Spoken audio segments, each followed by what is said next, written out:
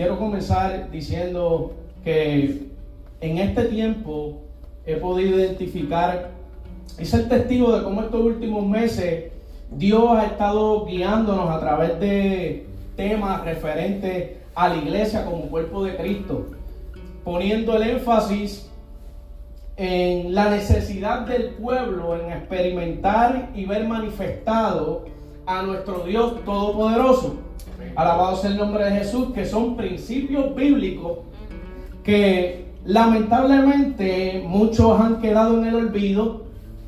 En otros casos, principios que han sido aprendidos de textos sacados fuera de su contexto, donde al día de hoy en muchos lugares se han sustituido verdades bíblicas por principios humanos. Incluso han sustituido disciplinas espirituales por estrategias terrenales. Y le doy gracias al Señor porque yo sé que estamos en una congregación que se ha mantenido fiel al llamado de Dios. Amén. Porque han sido responsables en la doctrina, anhelando poder ser edificados. Amén. Y usted se preguntará, ¿cómo yo sé esto? La primera vez que vengo, ¿cómo nos conoce? Lo primero que le tengo que decir es porque el Espíritu da testimonio. Y segundo, por el tema que escogieron para esta campaña. El tema de esta campaña, unidos por una misma visión, bajo y basado en Efesios capítulo 4, versículo 13. Y voy a leer el versículo porque mi enseñanza, lo que Dios me dio, se desprende de este versículo. Efesios capítulo 4, versículo 13 dice así: hasta que todos lleguemos a la unidad de la fe y del conocimiento del Hijo de Dios, a un varón perfecto a la medida de la estatura de la plenitud de Cristo. Tengo que felicitarlos por el tema de campaña. Es lo primero que tengo que decir, porque es un tema profundo, teológicamente y espiritualmente, necesario para la supervivencia de una iglesia saludable. Amén. Este es un pasaje que revela el propósito divino y final para la vida cristiana y la comunidad de la fe. Y basado en este tema que ustedes escogieron, quiero compartir con ustedes un mensaje que Dios me dio y que Dios me ha dado, que se desprende de esta enseñanza bíblica bajo el tema: no hay opción, tienes que subir. Santo Dios. Amado Dios y Padre Celestial, vengo ante tu presencia, Señor, reconociendo que solamente eres tú el que puedes hacer las cosas, Señor. Eres tú el de los milagros, el que sanas, el que salva. Simplemente soy, Señor, un vaso, Jehová. Simplemente soy una vasija rota, Señor, disponible para que tú hagas conmigo lo que tú quieras. Que seas tu Espíritu Santo hablando y no sea palabra de hombre, Señor. Que sea tu Espíritu Santo ministrando las vidas y que tu palabra llegue a lo más profundo de los corazones, Señor. Que cada uno de las personas y de los hermanos que estamos en este lugar podamos salir edificados con tu palabra, Señor. Y que esa palabra se vaya en lo más profundo de nuestros corazones. En el nombre de tu Hijo amado Jesucristo, Señor. Amén.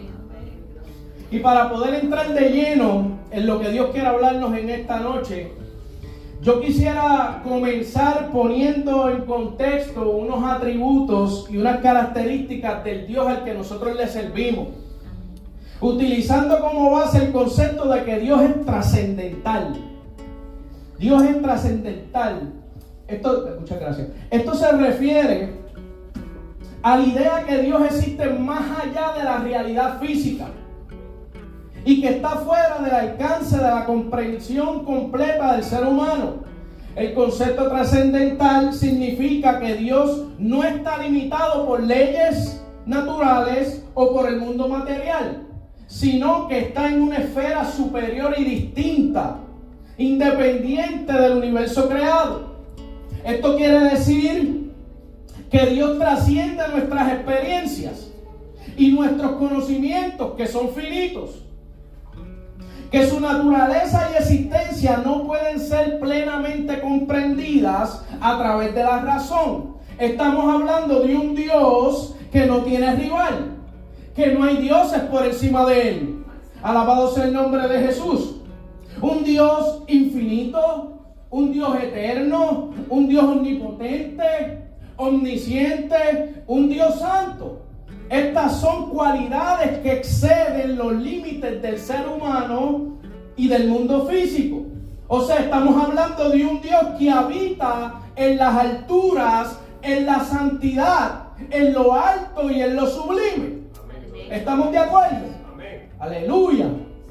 Dios en el principio estaba creando para su gloria y para su honra al hombre para que pudiera tener una relación íntima con él, lo cual significa que estábamos en las alturas. El hombre pecó e inmediatamente descendimos a lo más bajo. Desde ese momento podemos ver a través del Antiguo Testamento, a través del Antiguo Pacto, cómo personas se hacían la pregunta de cómo ellos podían otra vez ascender a tener una relación con Dios. Por ejemplo, David dice en Salmos capítulo 24, 3 y 4, ¿quién subirá al monte de Jehová? Dios es trascendental, habita en las alturas. Y está David y personajes del Antiguo Pacto, del Antiguo Testamento, haciéndose la pregunta, ¿cómo podemos volver a tener una relación con mi Dios? ¿Quién subirá a estar en su lugar santo? Dice el versículo, el limpio de manos, el puro de corazón, el que no ha elevado su alma a cosas vanas, el que no ha jurado con engaño. Alabado el nombre de Jesús. Note que David reconoce que Dios es trascendental y que Él habita en lugares altos inalcanzables por obra, por estrategias o intentos humanos. Pero sabemos que nadie en el Antiguo Pacto podía cumplir con el estándar porque la vara estaba muy alta. Entonces, la vara estaba demasiado alta, no había nadie que pudiera cumplir con eso, porque Dios, siendo trascendental, nunca va a dejar de ser quien es, ni nunca bajará su estándar. Dios sigue siendo Dios y sigue siendo el Dios que tiene el control de todo. A pesar de lo que nosotros podamos vivir en este momento aquí en la tierra. Nosotros fuimos los que descendimos en el Edén. Pero Dios había creado un hombre para que estuviera en la altura. Alabado sea el nombre de Jesús. Pero gracias a su infinita misericordia, Dios desarrolla un mejor pacto, un nuevo pacto a través de la obra y la persona de Jesús. Bajo el nuevo pacto, ahora nosotros podemos ver a Jesús, que es el que tiene las manos limpias, el que es puro de corazón, de manera perfecta. Jesús nunca elevó su alma a cosas vanas y jamás ha jurado con engaño. Eso quiere decir que el que cumplió la pregunta que se estaba haciendo David era Jesús. Él era el perfecto.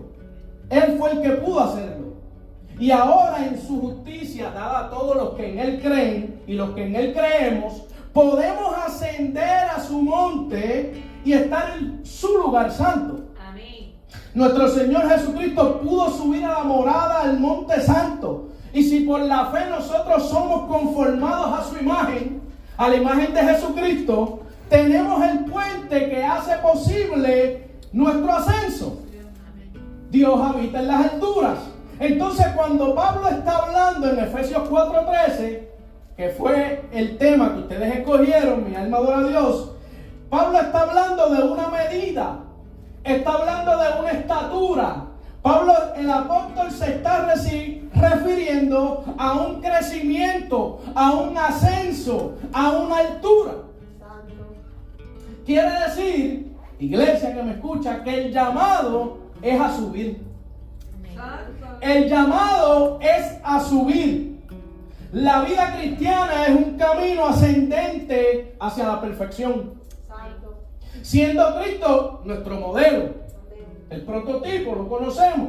Mi alma adora a Dios. Mientras más profundizamos en la fe y en el conocimiento de Cristo, subimos a nuevas alturas espirituales. Una jornada de transformación que inicia acá abajo. Aquí es donde nosotros comenzamos. Una vez aceptamos a Cristo, comenzamos nuestro caminar en ascendencia. Mi alma adora a Dios. Y que será finalizada allá arriba. Cuando lleguemos, mi alma adora a Dios. Cuando lo corruptible se vista de incorruptible. Aleluya. Y recibamos nuestros cuerpos, como decía el hermano ahorita, mi alma adora a Dios, glorificados para poder entrar hacia la eternidad. Dios habita en las alturas. Y ahora Jesús alcanzó la altura porque fue perfecto en todo. Mi alma adora a Dios. Cuando Dios quiere hacer algo, hermano, algo glorioso, poderoso, majestuoso, como la sanidad o las liberaciones, Él desciende y lo hace y se manifiesta. Mi alma adora a Dios. Pero cuando nosotros somos los que estamos en necesidad de una intervención divina, en necesidad de su poder, donde queremos experimentar su santidad, tenemos que subir. Pero para poder ascender, la vida cristiana requiere un proceso de transformación, donde somos nosotros despojados de lo que no se parece a Cristo. Aleluya. Estamos hablando de una jornada constante de acercarnos más y más a Dios, con la esperanza de ser cambiados más y más a la imagen de Cristo. Gloria a Dios. No hay opción, tienes que subir. No hay opción, hermano. Tienes que subir. ¿Y cómo podemos subir? ¿Cómo sabemos que estamos ascendiendo? Hay dos elementos. Hay dos elementos que se entrelazan el uno con el otro y que son esenciales en el propósito divino de llevar al cristiano al ascenso de la plenitud de Cristo. Dos elementos que son claves e indispensables para poder ascender y para poder subir. Lo primero es la madurez espiritual y lo segundo es el sufrimiento. La madurez espiritual y el sufrimiento, elementos que se convierten ahora en partes fundamentales para el proceso de nuestra elevación. Pablo dice, hasta que todos lleguemos a la unidad de la fe, del conocimiento del Hijo de Dios y a un varón perfecto. Pablo está hablando de adultez. Pablo está hablando de ser adultos espiritualmente. Gloria a Dios. O sea, madurez espiritual. El primer elemento que vamos a tocar. Solo son dos elementos. Denme un momentito, los vamos a terminar rapidito. Amén. La madurez espiritual es un proceso continuo y profundo que no solamente implica cambios visibles.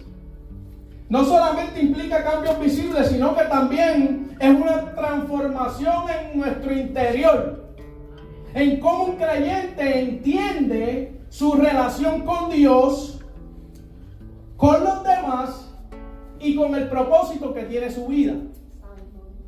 La madurez espiritual no es simplemente una transformación, un crecimiento moral o ético, sino que va transformándonos en ascenso hacia la semejanza de Cristo. Conforme a su imagen, decía Pablo. Somos conforme hechos a su imagen. Romanos 8:29. Donde no puede haber espacio, hermano, al conformismo.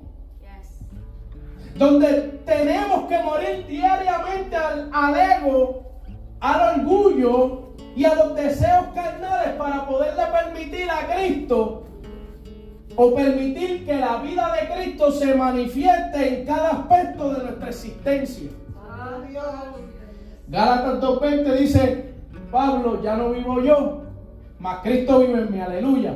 La madurez espiritual es que el carácter, hermano, los pensamientos, las actitudes de Cristo moldeen la forma en que vivimos. Entonces, a medida que maduramos espiritualmente, nuestra relación con Dios se vuelve más profunda, se vuelve más íntima. Hermano, no se trata simplemente de cumplir con las disciplinas espirituales, de orar, leer la Biblia, de estudiar la palabra, mi alma adora a Dios, de venir a los cultos, sino de una comunión constante con el Espíritu Santo. Es una relación que va más allá de una obediencia formal. de lo que estamos acostumbrados. Es un caminar continuo y constante con Dios, donde la oración se convierte ahora en un diálogo, en un diálogo natural, donde la dependencia de su presencia se convierte en una realidad diaria. Tenemos que subir. Cuando subes ese nivel, cuando usted logra ascender y subir ese nivel, cuando alcanzas esas alturas, el creyente, nosotros como cristianos, comenzamos a conocer el corazón de Dios de manera más profunda. De manera que entienden no solo las cosas que Dios hace, sino por qué las hace. Y aunque no las entienda, usted reconoce que es su voluntad. La madurez espiritual también implica una renovación profunda de nuestra mente. Significa que nuestros pensamientos, nuestras creencias, nuestras percepciones tienen que alinearse con la verdad de Dios. Una mente renovada que va de escala en escala, va ascendiendo, es capaz de discernir la voluntad de Dios en medio de la complejidad de la vida. Así es, aleluya. Y no solamente eso, también es capaz de discernir la voz de Dios y de poder analizar y poder identificar las diferentes voces que nos puedan hablar, que no provienen de Él, que nos puedan distraer. Pero para eso hay que subir y elevarnos a un nivel donde podamos entender, poder escuchar al Espíritu Santo, discernir las voces, a ver si es Dios el que me está hablando o si no es Dios el que me está hablando, quién me está dirigiendo. Además, esta renovación nos afecta de una manera positiva en cómo el creyente ve al mundo ahora, transformando su visión hacia una perspectiva centrada en el reino de Dios. Todas las cosas que miro y que hago ahora se direccionan siempre ahora hacia el reino. Tiene que ser hacia el reino, porque nosotros vivimos para eso ahora. Entonces, esa es la manera que afecta de manera positiva. Otra marca de la madurez espiritual es la creciente conciencia del propio pecado y la necesidad de la gracia en nuestras vidas. A medida que el creyente espiritualmente, lejos de volverse autosuficiente o de querer autojustificarse, se vuelve más humilde y más consciente de que su completa dependencia es de la gracia de Dios. Entonces quiere decir que cuando nosotros vamos en ascenso, nosotros cada día más en nuestra vida podemos identificar que necesito más de Dios. Cada día puedo necesitar que yo tengo que mantenerme bajito y humilde para necesitar que soy una vasija rota en necesidad de un Dios que puede levantar y hacer de ello un diseño especial y el que menos usted se espera. Gloria a Dios. El apóstol Pablo se llamó a sí mismo el primer pecador. Y me da la curiosidad porque el apóstol Pablo dice: yo soy el primer pecador en Timoteo. Y eso quiere decir que la carta de Timoteo fue de las últimas. Quiere decir que el apóstol Pablo viene de una vida en madurez, en crecimiento, donde puede entender que hay una pecaminosidad en nuestro cuerpo. Y que cada día nosotros tenemos que mantenernos sumisos. Por eso es que necesitamos la madurez. Pablo lo entendía. Por eso Pablo está enseñando esto. Porque durante el proceso de su vida, Pablo se dio cuenta que nosotros somos seres corruptibles. Y que cada día más tenemos que mirar ahora la altura y mirar la medida de la estatura de Cristo.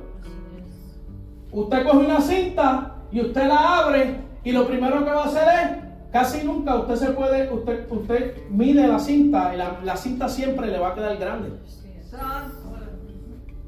Jesús está ahí arriba, el perfecto es Él. Nosotros no somos perfectos. Jesús nació de una virgen y del Espíritu Santo. Usted y yo nacimos de dos personas en pecado.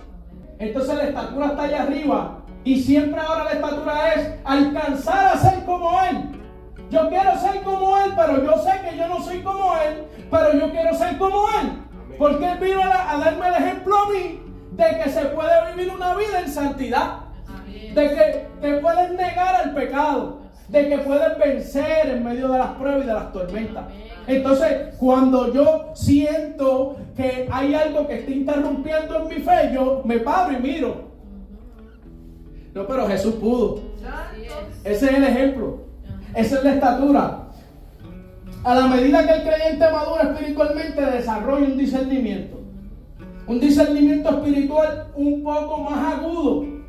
Esto implica que no solo la capacidad de distinguir entre lo correcto y lo que es incorrecto, sino también discernir la voz de Dios en medio de muchas influencias del mundo, de la carne y del enemigo. Hebreos 5:14 dice que los creyentes maduros tienen los sentidos ejercitados en discernimiento del bien y del mal.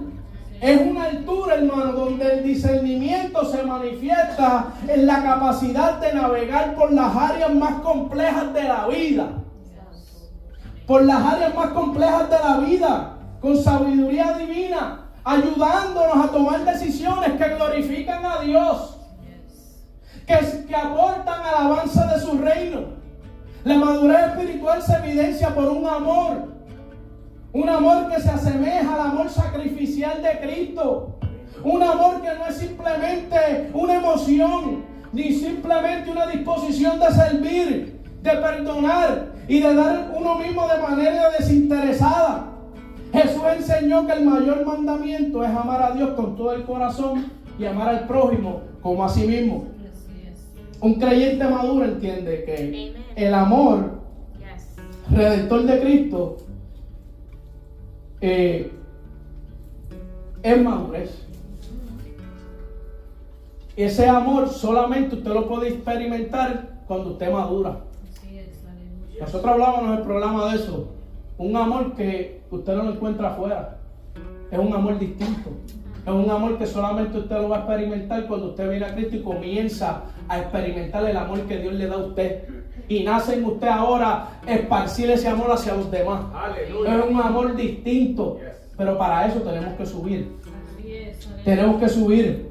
Incluso cuando el amor es inconveniente o doloroso, tenemos que reflejarlo. Porque así lo reflejó Cristo. Y eso es lo difícil que se nos hace a cada uno de nosotros. Cuando no me conviene amar a alguien, pero hay que amarlo. La madurez espiritual lleva una perspectiva eterna, en la cual las cosas de este mundo pierden su atractivo en comparación con las realidades del reino de Dios. O sea, el creyente maduro vive con una conciencia constante de que su ciudadanía está en los cielos. Aleluya. Ese es el creyente maduro, el que está en ascendencia. Alabado sea el nombre de Jesús. Que sus prioridades, que sus decisiones, que sus ambiciones se centran ahora en lo que tiene valor eterno. Esto incluye invertir el tiempo, recursos, la energía en cosas que promuevan ahora la gloria de Dios. Y que el avance de su reino sea manifestado en vez de nosotros perseguir los logros temporales y la satisfacción momentánea. Eso lo hace un creyente maduro. Por eso no hay opción. Tenemos que subir. Querido hermano, vivimos en una era de distracción.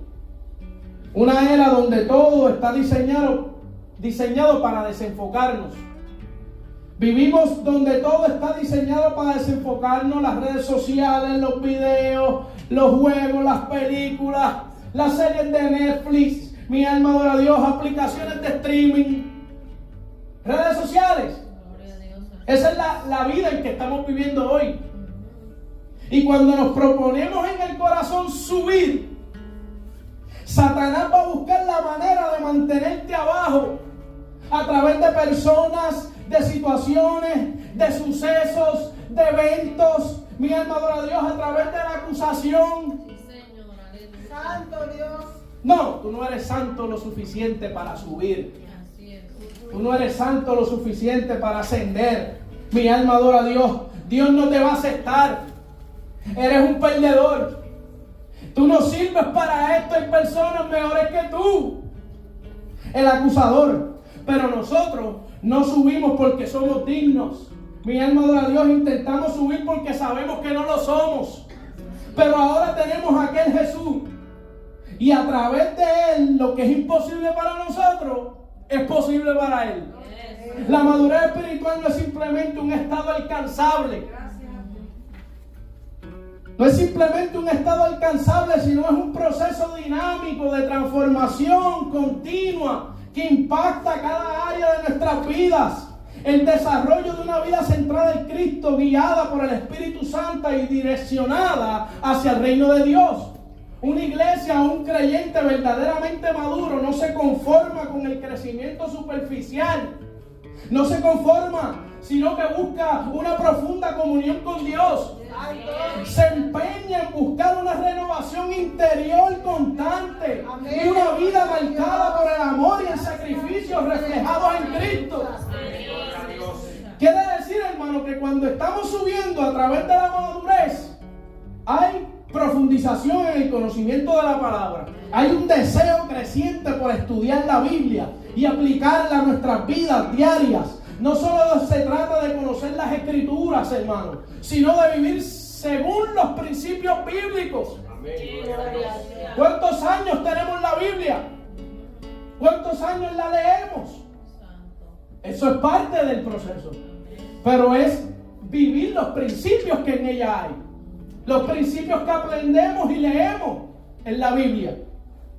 Tiene que haber un carácter transformado. La madurez espiritual se manifiesta en la transformación del carácter, evidenciada por los frutos del Espíritu.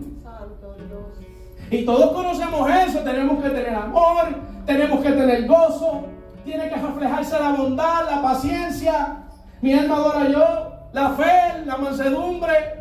Tiene que reflejarse el dominio propio. Un creyente maduro refleja cada vez más estos atributos.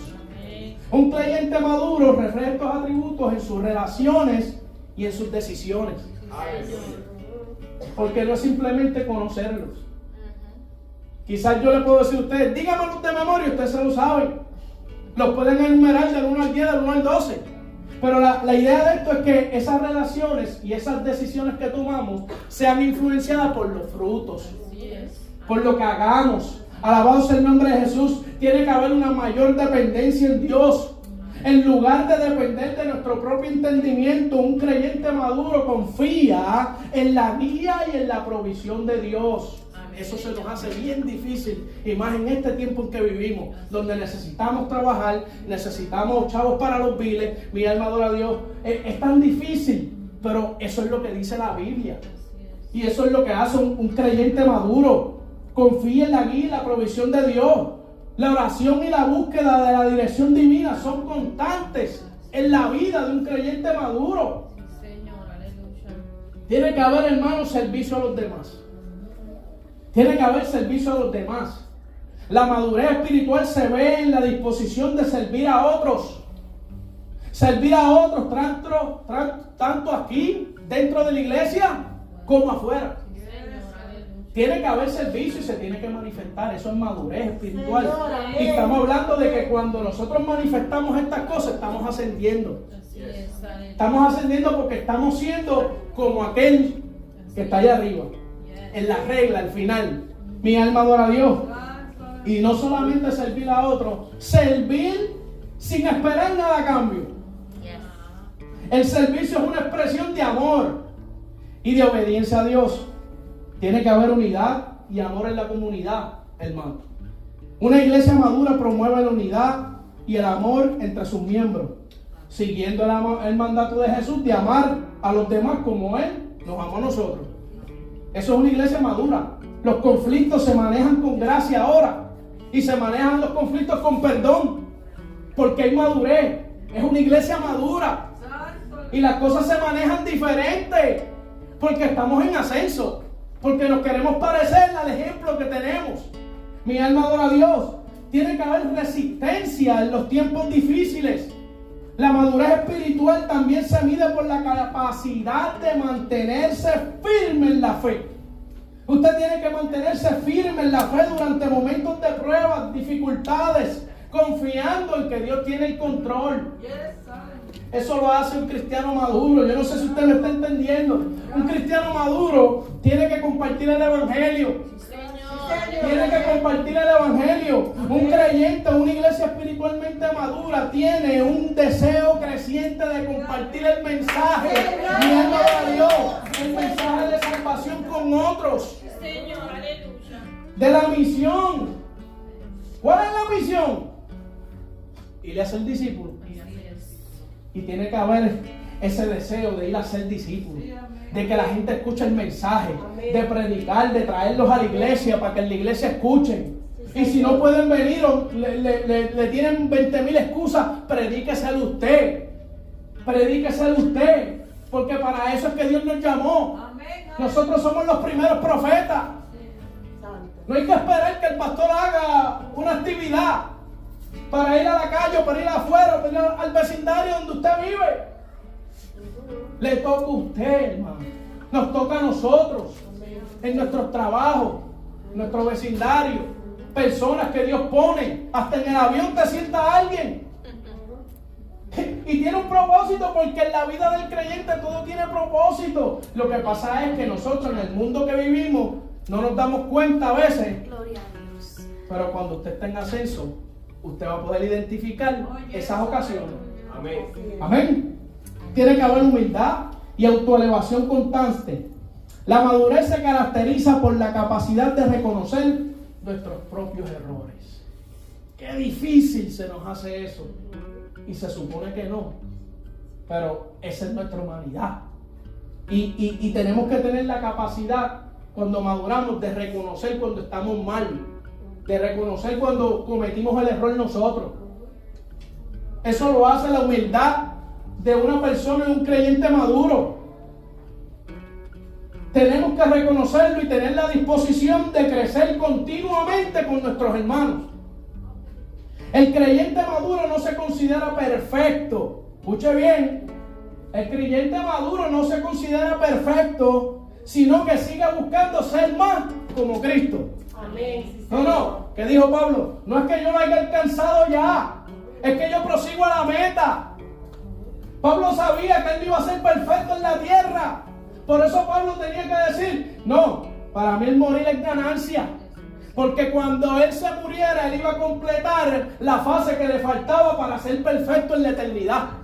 Y Pablo tiene que decir, no lo he alcanzado ya, yo prosigo buscando la estatura, yo prosigo buscando la meta, yo sigo midiéndome todos los días a ver, subí, crecí, estoy más alto. Eso era lo que hacía Pablo. Y a veces, hermano, miramos por dentro, nosotros nos miramos por dentro y lo que vemos son limitaciones, lo que vemos son debilidades, flaqueza, lo que vemos son faltas, fallas, errores, fracasos. Imposible poder acercarme a Dios. Pero luego que entiendo esto, entiendo que la escala y el ascenso al monte de Jehová y al lugar santo no depende de lo que yo en mi naturaleza pueda hacer, sino que siempre ha sido a través de Jesús, quien, siendo Jesús, mi alma adora a Dios, hace posible el intento para que nosotros podamos subir.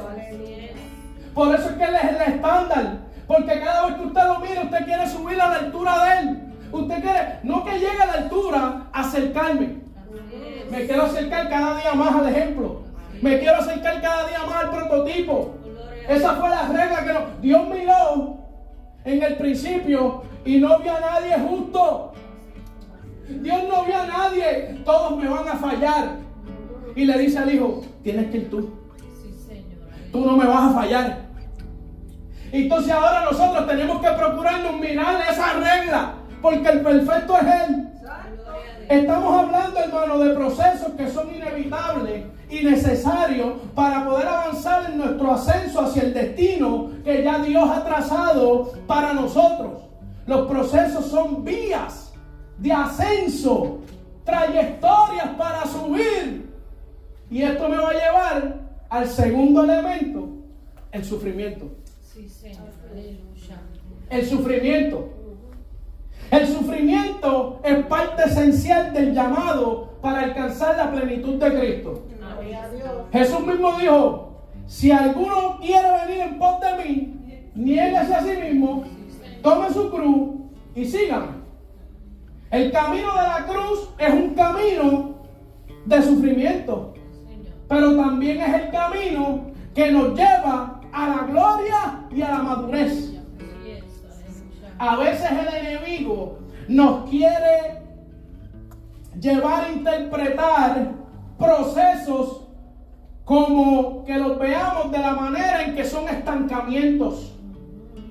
A veces quiere que pensemos que son obstrucción o que quizás son un atraso en nuestras vidas, que pensemos que son estorbos o que son tropiezos en el camino, mas sin embargo es todo lo contrario.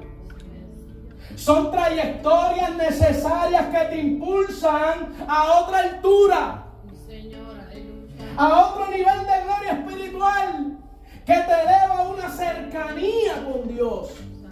Alabado el nombre de Jesús. El sufrimiento en la vida del creyente, hermano, no es un obstáculo. No lo es. Para el crecimiento espiritual es necesario el sufrimiento. Es un medio por el cual Dios nos lleva a un nivel más profundo de dependencia, a un nivel más profundo de fe, a un nivel más profundo de conformidad con Cristo. Pablo mismo en diversas cartas, parte de sus cartas habla del sufrimiento como un instrumento divino para poder perfeccionar a los creyentes y hacerlos más como Cristo. O sea, es un instrumento. En Hebreos 5, 8 al 9 dice, mira lo que dice Pablo aquí. Bueno, el pastor de Hebreos, porque yo puedo pensar que es Pablo, pero como el autor no se ha confirmado, vamos a decirle el pastor de Hebreos. Miren lo que dice el pastor de Hebreos. Y aunque era hijo, aprendió obediencia por lo que padeció. Y habiendo sido hecho perfecto, maduro, adulto, mi alma adora a Dios, vino a ser de fuente de eterna salvación para todos los que le obedecen. O sea, Dios utilizó el sufrimiento como herramienta para que Jesús aprendiera la obediencia que lo elevó al nivel de la adultez espiritual. Que es a lo que se refiere a la perfección. Adultez. Por eso cuando hablamos de adultez hablamos de términos, hay niños espirituales. Pablo habla de niños, pero habla de gente que va a llegar a una perfección en adultez espiritual. Acuérdese, seguimos estando aquí, cuerpos corruptibles. Perfección no la va a tener como la que hay en la eternidad, pero podemos llegar a una medida. Pablo habla de una medida. Podemos llegar cada día más. Esto es en ascenso. Cada día más. Yo sigo subiendo, no quiero bajar, sigo subiendo, porque esa es la medida. Y la perfección se va a concretar en la eternidad. Cuando usted muera o se vaya con Cristo, mi alma adora a Dios y reciba lo incorruptible. Para que Jesús aprendiera la obediencia, Dios utilizó esta herramienta de lo que es el sufrimiento. Eso me impactó mi vida, porque nunca había visto el sufrimiento de esta perspectiva. Y es algo impresionante, porque cuando usted lo aplica a la Biblia, al estilo de nuestras vidas, bueno, ya vamos a llegar ahí. Para que aprendiera la obediencia, para que viniera a ser la fuente de eterna salvación a todos los que le obedecen. De la misma manera, los creyentes en su proceso de ascenso espiritual somos llamados a participar en los sufrimientos en Cristo. Sí, Señor. Filipenses 3:10 habla de eso, el apóstol Pablo. El sufrimiento no es un castigo, hermano, escuche bien. El sufrimiento no es un castigo, sino una manera de purificación y crecimiento espiritual que nos lleva a la madurez. Hoy lo vamos a ver de manera diferente. No hay opción. Tenemos que subir. Y cuando vemos esto, hay por razones que solo Dios sabe, una relación estrecha y casi inseparable entre lo que es el sufrimiento personal y comunitario de la reunión de los santos y la gloria manifiesta de Dios. Como creyentes son en los momentos de mayor dolor, de mayor crisis, en los momentos de angustia y de aflicción que experimentamos su gloria. Hay gran parte de la comunidad ahora mismo cristiana que está sufriendo pobreza, sufren dolor, están sufriendo enfermedad, otros están sufriendo calumnias, que activa de alguna manera u otra la presencia y manifiesta gloria de Dios. Si miramos al profeta Isaías, cuando habla en el capítulo 6:1 allá, él decir, en el año en que murió el rey Usías, Isaías empieza diciendo eso, en el año en que murió el rey Usías, es decir mucho, era decir mucho, es decir, en el año que murió un gran rey sabio, es decir, también en el año en que murió un gran rey sabio que tuvo un final trágico. Y ese final tuvo fuertes repercusiones en el pueblo y en la seguridad y en la estabilidad del pueblo de Dios. Isaías tenía una razón, una gran razón para él sentirse desanimado y desilusionado por la muerte del rey Usías. Tenía razones para sentirse de esa manera, porque un gran rey había fallecido y porque su vida terminó así de trágica. Isaías está diciendo, en el año más trágico, en el año más desalentador, en el año más devastador, en el año cuando todas nuestras seguridades fueron estremecidas, en el año cuando todo tenía esperanza, se derrumbó. En ese año de gran dolor, ¿dónde estaba el Señor? ¿Dónde estaba Dios? Isaías dice, no se escondió, Él no cubrió su rostro de mí, sino que en ese año de gran aflicción, yo vi al Señor sentado sobre su trono. ¿Dónde estaba el Señor en todo esto? En toda la angustia, en todo el desaliento, en toda la confusión, el Señor estaba sentado en su trono. Yo no sé si usted me está entendiendo, hermano, pero déjeme decirle algo. Dios siempre está en control. En ese momento de aflicción, de inseguridad que estaba pasando Isaías, el pueblo, Dios estaba en su trono y Isaías lo experimentó en el momento peor de su vida, cuando menos esperaba experimentar eso.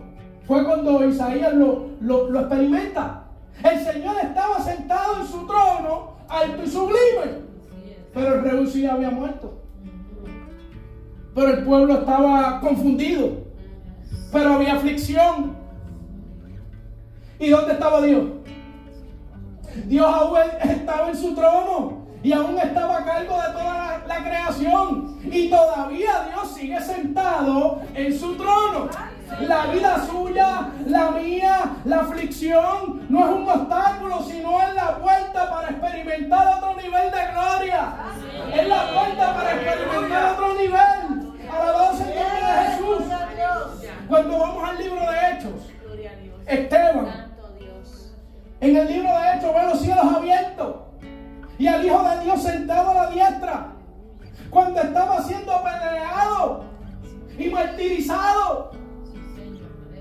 Juan está en la isla de Patmos, exiliado, en soledad, esperando una muerte segura. Dice Apocalipsis 1, del 9 al 10, yo Juan, vuestro hermano, copartícipe vuestro en la tribulación, en el reino y en la paciencia de Jesucristo, estaba en la isla llamada Patmos por causa de la palabra de Dios y del testimonio de Jesucristo. Yo estaba en el Espíritu en el día del Señor. Está en el Espíritu y ve una visión de Jesucristo. Juan, en su aflicción, pudo ver la revelación mayor de cosas pasadas, presentes y futuras. En su isla de aflicción, dolor y angustia, él vio a Dios revelado y manifestado como nunca antes en su sufrimiento. Mi alma adora a Dios. Y no es que estamos exaltando el sufrimiento ni la tribulación, pero sí reconocemos la utilidad que tiene para Dios. Es una herramienta de madurez que nos lleva a una ascendencia, que nos ayuda a subir. Gloria a Dios. Escúchame, hermano. Tu tribulación, muchas veces es la puerta que se abre para que puedas experimentar otro nivel de gloria. Sí, Señor, aleluya. Sí, Señor, amén. El sufrimiento, la aflicción, los procesos, Dios está utilizándolos para madurarnos.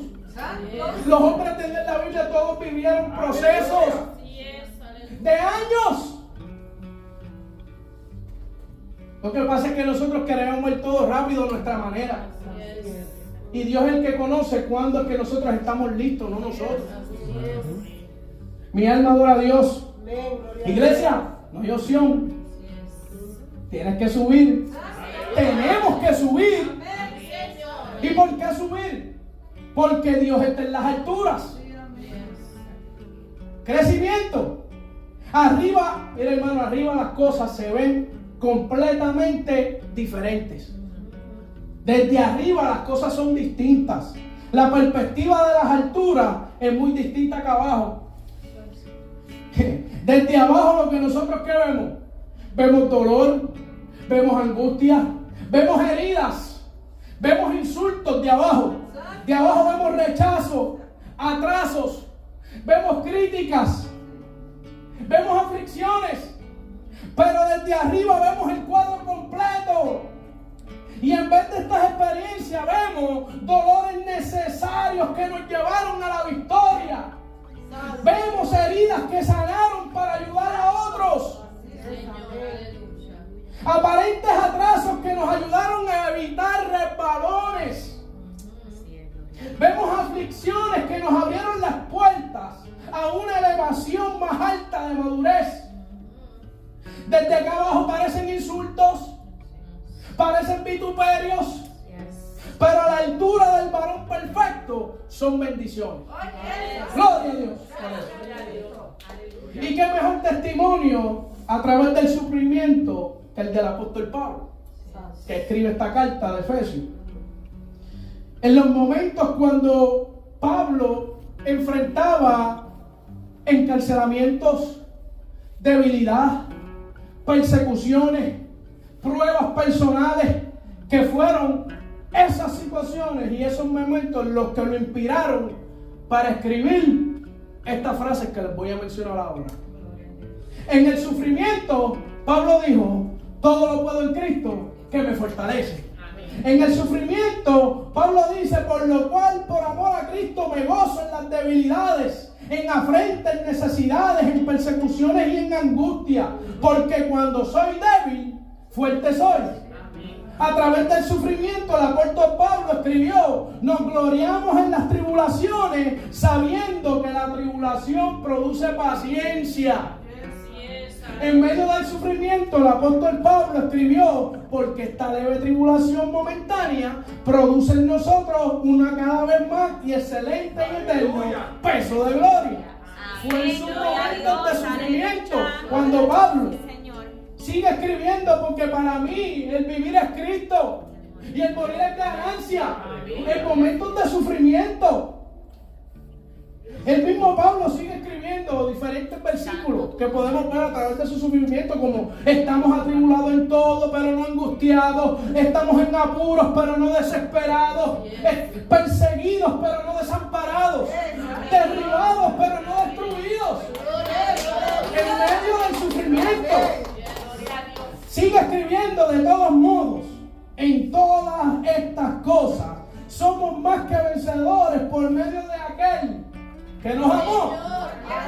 Fue en medio del sufrimiento que escribió: he peleado la buena batalla, he terminado la carrera, he guardado la fe. en medio del sufrimiento. Así es. Fue en medio del sufrimiento cuando Pablo escribió, por lo cual estoy seguro que ni la muerte, ni la vida, ni los ángeles, ni los principados, ni las potestades, ni lo presente, ni lo porvenir, ni lo alto, ni lo profundo, ni ninguna otra cosa creada nos podrá separar del amor de Dios, que es en Cristo Jesús, Señor nuestro. Ahora el momento de sufrimiento que Pablo escribe todos estos versos que conocemos. Así es. Así mismo, hermano, a medida que pasamos por dificultades, podemos aprender a depender más profundamente en Dios y a dejar de confiar en nuestras propias fuerzas, lo que nos va a ayudar a elevarnos espiritualmente, al soportar con paciencia y esperanza. Desarrollamos virtudes como la humildad, la perseverancia, la compasión, así como el oro es purificado por el fuego. El cristiano y cada uno de nosotros debemos y tenemos que ser purificados a través de pruebas y de dificultades. Todos las vamos a pasar, unos de una manera, otros de otra, pero todos seremos probados, hermano. Entonces tenemos que vivir pensando que el sufrimiento es una herramienta. Eso nos va a ayudar a madurar, a entender mejor los procesos, los desiertos, las situaciones, por qué Dios lo hace. Pero si yo no sé por qué lo hace, entiendo que es su propósito. El sufrimiento también juega un papel importante en la unidad del cuerpo de Cristo. Y esto a mí me impactó bastante. Y le voy a explicar por qué. Porque nosotros hemos estudiado la estatura, la imagen. Pero cuando usted va al contexto de Efesios, Pablo está diciendo que ese crecimiento, que esa madurez va a ser a través de la unidad del cuerpo de Cristo. No es sola. No es sola. El sufrimiento juega un papel importante en la unidad del cuerpo de Cristo. Las pruebas y tribulaciones unen a los creyentes de manera más profunda. Por eso Pablo habla en Efesios 4:13, habla de la unidad en la fe, de unidad de la fe. Y esta unidad no se logra en tiempos de gozo, sino también en tiempos de sufrimiento. En el dolor, como un cuerpo unido, es donde encontramos solidaridad, apoyo mutuo, porque nos compartimos las cargas los unos con los otros. Aleluya. Es a través del sufrimiento. La herramienta para unir al pueblo, para que nosotros podamos entre nosotros mismos, ¿verdad?, compartir esas cargas los unos con nosotros. Cuando los creyentes, nosotros pasamos por pruebas juntos, las barreras personales, las barreras sociales y doctrinales se desvanecen y la iglesia se une en oración, en amor y en cuidado. Amén. Eso es a través de una unidad madura. Por eso tenemos que subir. Mi alma adora a Dios. El sufrimiento nos recuerda que, en última instancia, hermano, todos dependemos de la gracia y de la misericordia de Dios. Cada uno de nosotros somos iguales. Dependemos de la misericordia de Dios, de la gracia de Dios. Son las pruebas, y a través de las pruebas, las que nos enseñan a poner en práctica los dones espirituales que menciona Pablo en el 4, 11 y 12. Los dones espirituales se manifiestan en el cuerpo de Cristo para crecimiento. Y esos dones casi siempre se manifiestan cuando la iglesia o el cuerpo está en sufrimiento. Viene el profeta, vienen los milagros, viene la fe. Y se manifiestan los dones dentro del cuerpo. Yo no estoy hablando de una iglesia nada más, estoy hablando del cuerpo de Cristo. Esto se manifiesta en diferentes lugares.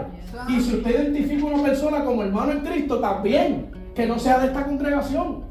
Entonces los dones espirituales que Pablo está hablando en este contexto, dice que se manifiestan dentro del cuerpo, que nos ayudan a unirnos, que es a través de la unidad donde podemos crecer, exponerlos, que Dios los usa como herramientas para poder consolar a nuestros hermanos. Dentro de la unidad, donde servimos y edificamos el cuerpo de Cristo, especialmente en los momentos de necesidad, donde el sufrimiento funciona como un facilitador para ejercitar el amor y la unidad en la fe. el sufrimiento nos trae una esperanza eterna en la eternidad. El sufrimiento hace que nosotros nos recordemos que este mundo, mi alma adora a Dios, no es el destino final de nosotros.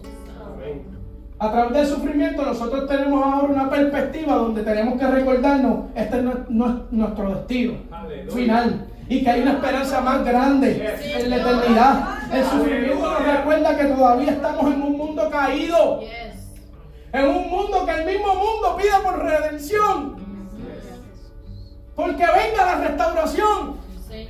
Y es a través del sufrimiento que nos enseña y nos recuerda: sigues en un mundo caído, en necesidad de un Salvador, en necesidad de subir a la estatura, en necesidad de subir y elevarnos a buscar a Dios, porque los caídos somos nosotros.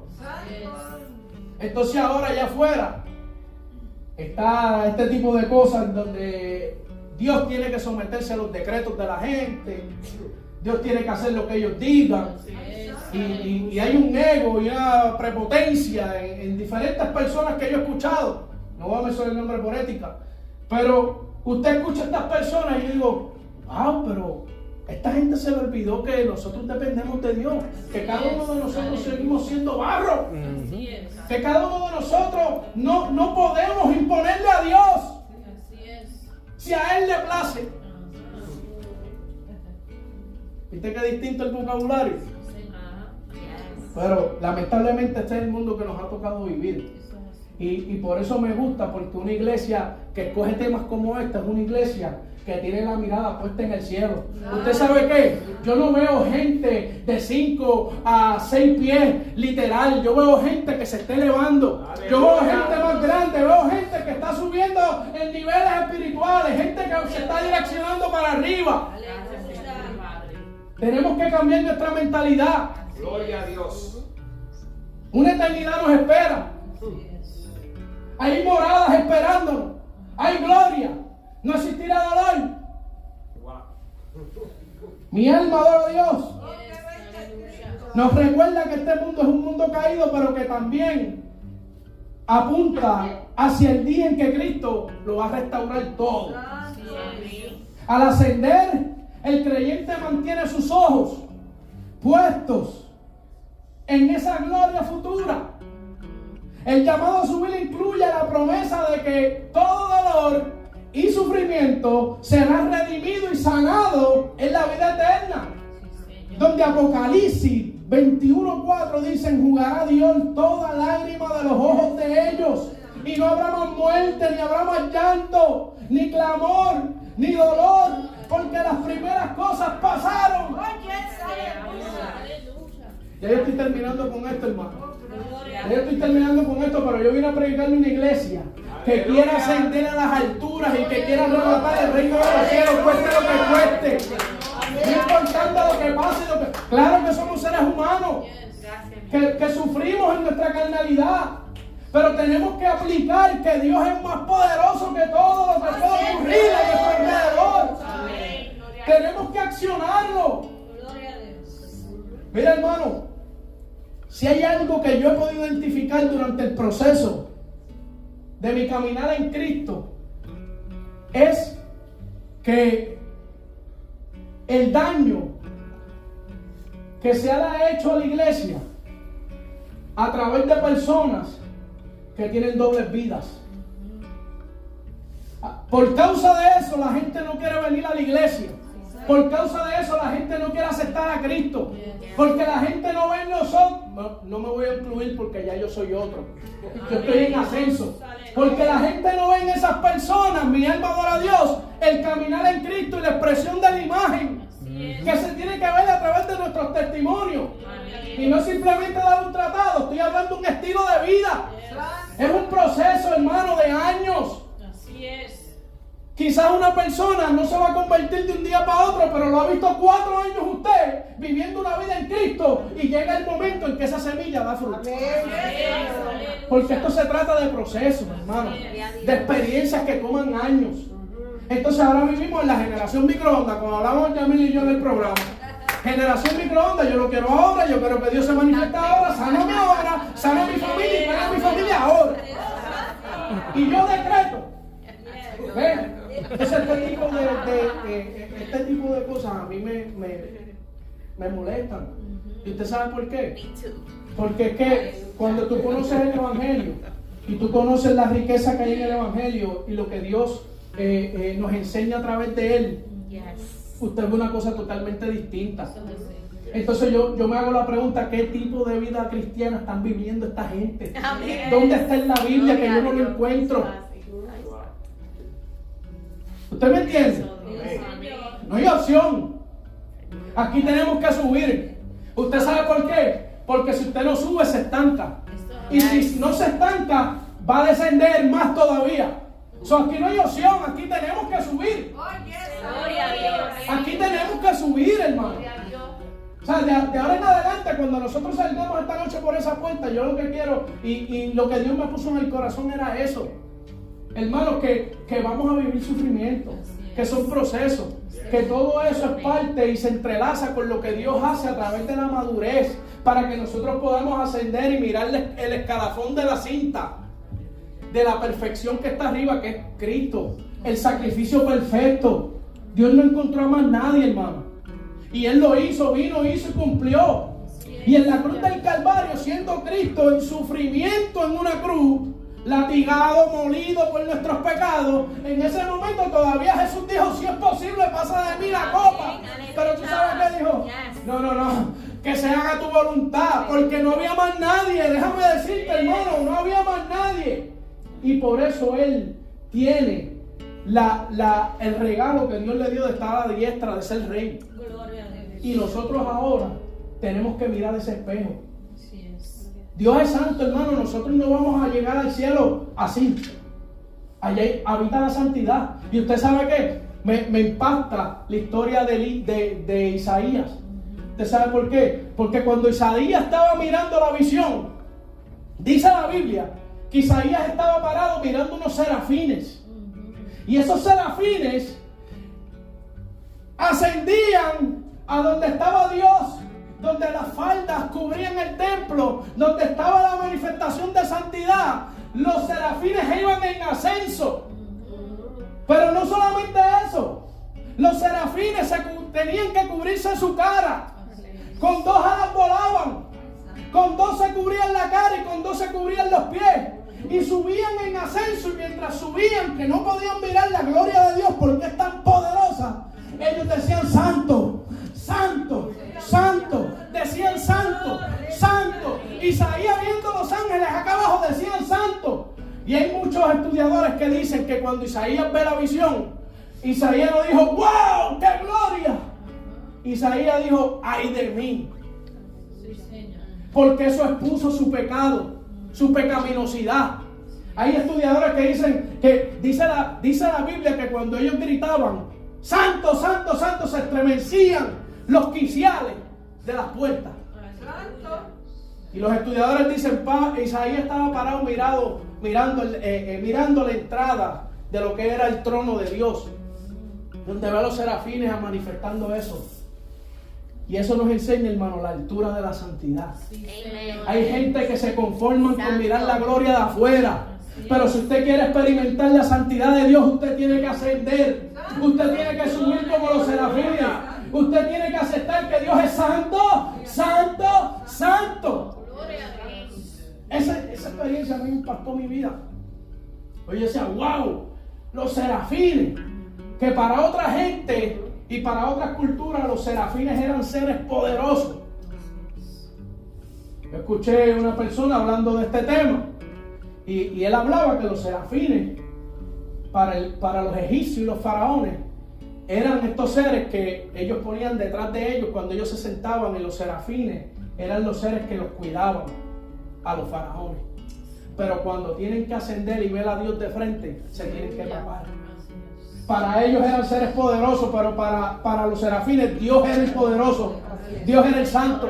Hermano, y Dios nos está llamando a subir a una santidad. La santidad no es dogmática, la santidad no es ropa, la santidad no es afeitarse, la santidad no es corbata. La santidad es separación para Dios, vivir una vida con propósito. Y si queremos manifestar y ver manifestado la santidad de Dios, tenemos que subir. No hay opción, hermanos. Aquí en la tierra estamos abajo. Así es, aleluya. Yo le estoy predicando a una iglesia que va en ascendencia. Gloria a Yo le Dios. estoy predicando a gente que está en madurez, que está en un proceso de ascender, de subir. Mi alma adora a Dios. Santo Dios. Dios es grande, Dios es poderoso, Dios. Sí, Señor, aleluya. Esta experiencia de Isaías impactó mi vida. Cómo Isaías miraba de lejos. Mas sin embargo nosotros decimos, yo quiero ver tu gloria. Isaías viendo la gloria manifestada. Y nosotros queremos ver tu gloria. Mas sin embargo hay algo más allá que la gloria. Así es. Es la santidad. Así es. La gloria se manifiesta y la queremos ver, claro que sí. Pero el llamado es a que nosotros subamos a la santidad. Sí, Señor. Dios va a manifestar su gloria como quiera.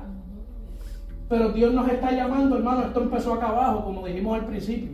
Esto es un proceso de ascendencia que va a culminar arriba. Entonces el estilo de vida tiene que comenzar.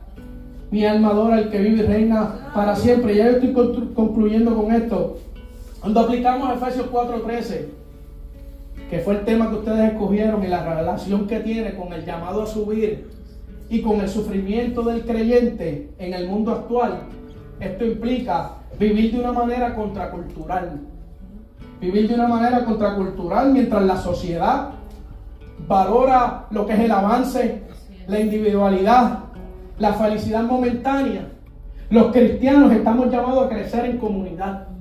Estamos llamados a perseverar en el sufrimiento y enfocarnos en la madurez espiritual. Señor. El proceso de ascender hacia la plenitud de Cristo en esta vida moderna requiere un compromiso, hermano. Paciencia y estar dispuestos a abrazar el dolor y las pruebas como parte del plan divino para transformarnos Santo. y para hacernos más como Cristo. Solo una generación que tiene un corazón desesperado por conocerlo, verlo, experimentarlo, subirá y ascenderá. Amén. El llamado es de subir, de elevarnos, de escalar las alturas. Señor, aleluya. Gloria a Dios. Hasta aquí yo terminé la palabra que Dios me dio para ustedes. Gracias, bendito Dios. Y yo quiero orar